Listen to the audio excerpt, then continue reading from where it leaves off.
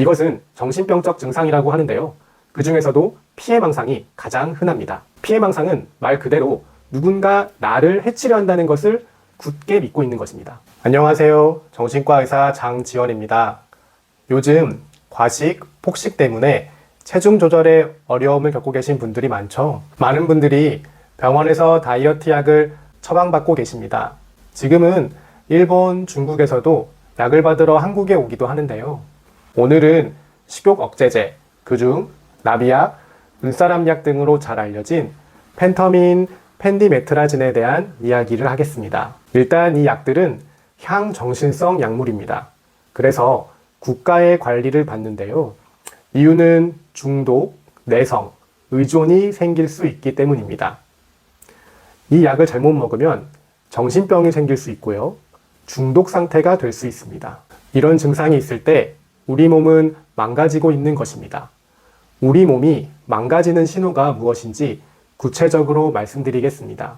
첫 번째 신호는 망상과 환청 같은 환각 증상입니다. 이것은 정신병적 증상이라고 하는데요.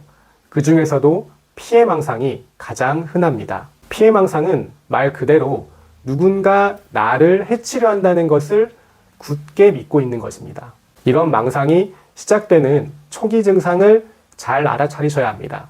누군가 날 감시한다고 생각할 때, 가족, 친구, 그리고 길에서 지나치는 모든 사람들이 의심스러울 때, 이런 생각이 들면 조심하셔야 합니다. 피해망상의 신호일 수 있거든요.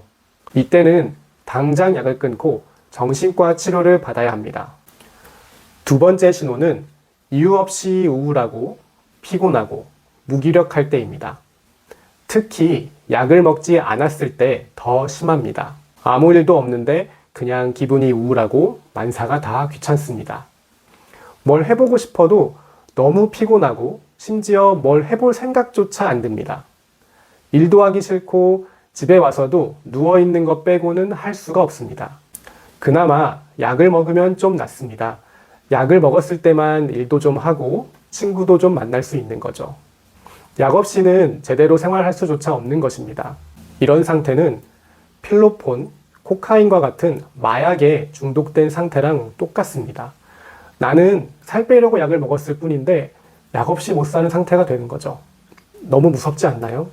저는 정신과 의사로 일하면서 식욕 억제제를 먹고 정신병적 증상이 생겨서 또는 이 약에 중독되어서 병원에 입원하신 분들을 많이 봤습니다.